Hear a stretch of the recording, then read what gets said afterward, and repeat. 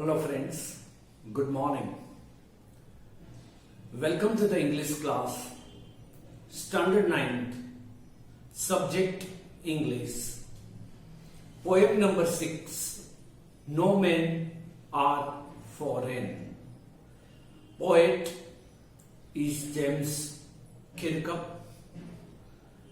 So, in the beginning of the poem, let us know about the poet.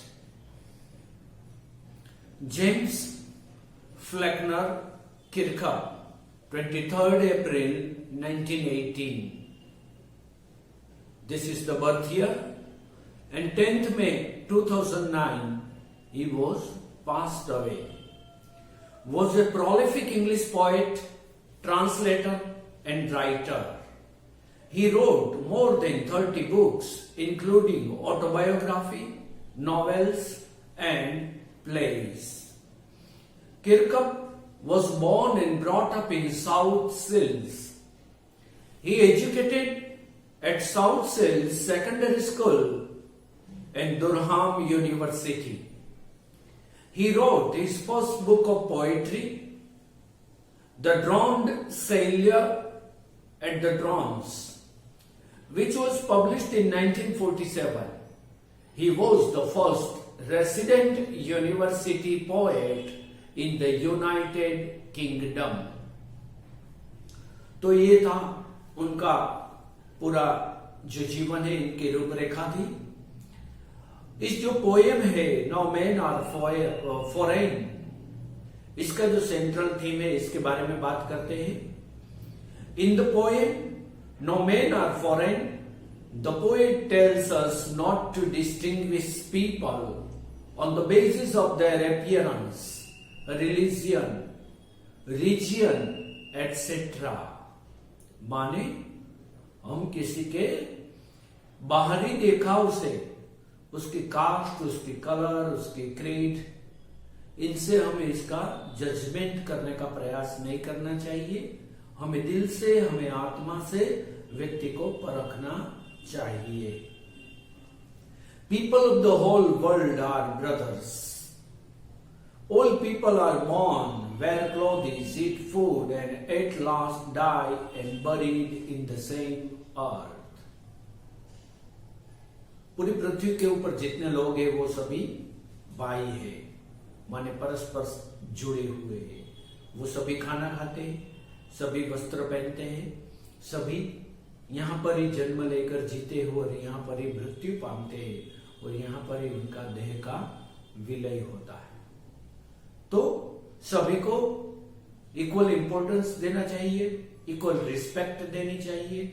हम किसी cast, किसी colour, किसी crate में आकर हम कोई नए जिसे नया समाज, नई लिमिटेड सोसाइटी बनाने का हमें प्रयास नहीं करना चाहिए. ये बहुत ही बड़ी बात है. वैसे हमारी संस्कृति है वो तो हमें सिखाती ही है, वसुदेव कुटुंबकम. पूरी सृष्टि है वो वसुदेव माने भगवान कृष्ण का ही परिवार है, माने हम सभी परस्पर में जुड़े हुए. इतनी आत्मीयता हमें रखनी चाहिए. मगर फिर भी पूरे विश्व के अंदर, सभी धर्मों के अंदर, सभी क्षेत्रों के अंदर लोग अपनापन जुटाने के लिए समाज को टुकड़े टुकड़े कर देते हैं और फिर समाज को जो मजबूत करना चाहिए उससे गिरा देते हैं. सब कुछ वो करते हैं मगर मानवता जो रहती है वो तो खत्म हो जाती है. क्योंकि हमारे अंदर इंसानियत यदि प्रकट हो जाए, हमारे अंदर दूसरों के प्रति भातृत्व भावना प्रकट हो जाए, तो ये विश्व पूरा ही अपने आप में ही एक स्वर्ग बन जाता है. मगर ऐसा नहीं है, पूरे विश्व के अंदर नहीं है. इसीलिए तो ऐसे पोएट, ऐसे पेंटर, ऐसे आर्टिस्ट वो अपने सब्जेक्ट के रूप में ऐसी कविताएं लिखते हैं, या तो चित्र बनाते हैं, या तो मैसेज देने का प्रयास करते हैं. तो यहां पर वो बताते हैं, all of us have same kind of body parts, but it is we who defile the earth by hating and fighting with each other. भगवान ने हमें एक समान रूप से ही देखा है, समान रूप से ही हमें बनाया है, मगर फिर भी लोग ऐसे हैं कि वो परस्पर में झगड़ते रहते हैं। तो ये सेंट्रल थीम है और इसके आगे भी थोड़ी सी बात इन्होंने बताने का प्रयास किया है। जो टाइटल दिया है नो मैन आर फॉरेन, माने कोई हमसे अलग नहीं है, हम सभी एक ही है। The poem no man are foreign is about all human beings. The poet tells us that all human beings on earth are brothers and are the same. He tells us that all of us need sun, air, water and clothes to cover the same kind of body. पंच तत्व का बना हुआ ये मानव देह है। सभी की एक समान रिक्वायरमेंट है, सभी की एक समान वैसे जीवन के उद्देश्य है, फिर भी आपस में हम परस्पर द्रोह क्यों करते हैं, वही सोचने को यहाँ पर हमें मजबूर करते हैं हमारा ये पोएट। और आगे जाकर वो बताते हैं कि all walk on the same kind of land, all are fed by the harvest and after love and want to be loved. यहाँ पर हम सभी प्रेम अर्जित करना और दूसरे को प्रेम देना हम अपेक्षित रहते हैं। It is the human being who hate others. We defile the earth and we all live on by hating and fighting with one another. It is we who pollute the air that we all breathe to serve our purpose, and without taking into consideration its bad impact on other people. तो हम इस सभी बात को यदि समझने का प्रयास करें तो हमें पता चलता है कि हम दूसरे के प्रति द्वेष रखते हैं, दूसरों के प्रति हम प्रतिशोध की भावना रखते हैं, तब दूसरे के जीवन के अंदर भी ऐसी ही जो मलिनता भरी भावनाएं प्रकट होती है। और फिर जो इंटीमेसी बननी चाहिए, जो आत्मीयता बननी चाहिए, जो बंधुत्व की भावना बननी चाहिए, वो बिखर जाती है और मनुष्य आपस में ही बैर करने लगता है। तो हम प्राणी नहीं है, we are not animals, we are human beings.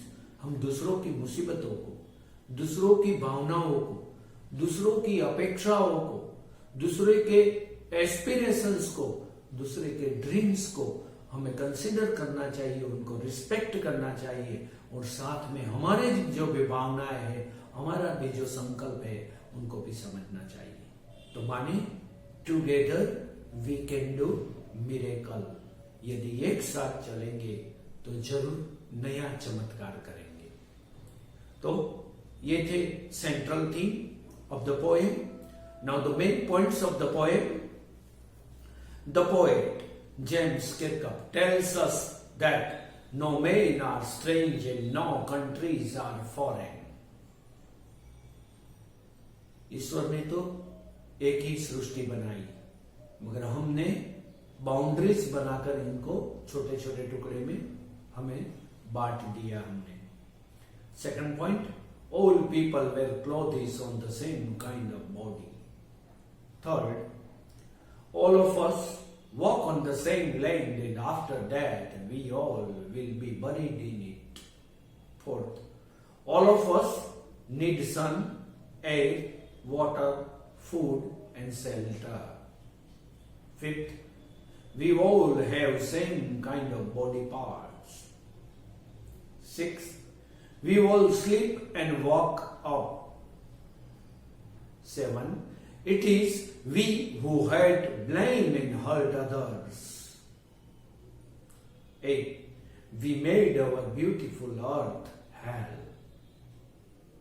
तो माने एक बहुत ही छोटा सा एरिया इस पोएट ने इंप्रूव करने के लिए, जहां से उनको बहुत ही तकलीफ महसूस हुई, वही सब्जेक्ट के रूप में यहां पर लिया कि आपस में बैर मत करना, हम सभी भाई भाई हैं। मगर ये कब हो सकता है? ये क्यों नहीं होता, इसको जब हम अपने आप को जब पूछे तब पता चलता है कि हमारे अंदर विचारों शुद्ध होना चाहिए। सभी ऑल द 14 डायरेक्शंस में से शुद्ध विचार की भावना हमें करनी चाहिए। सहना भवतु सहनो भुनक्तु की विचारधारा हमें स्वीकार करनी पड़ती है, तभी ये सब कुछ हो सकता है। यदि हम हमारे विचारों के अंदर क्रांति लाएंगे तो पूरे जगत के अंदर, पूरे विश्व के अंदर क्रांति अपने आप ही घट सकती है। सभी का स्वीकार और अपने स्वयं के विचार का भी सम्मान करना, यही साधुता है, यही सबसे बड़ा मनुष्य का धर्म है। तो यहां पर ये पहले एपिसोड के अंदर इसकी हम बात करते हैं।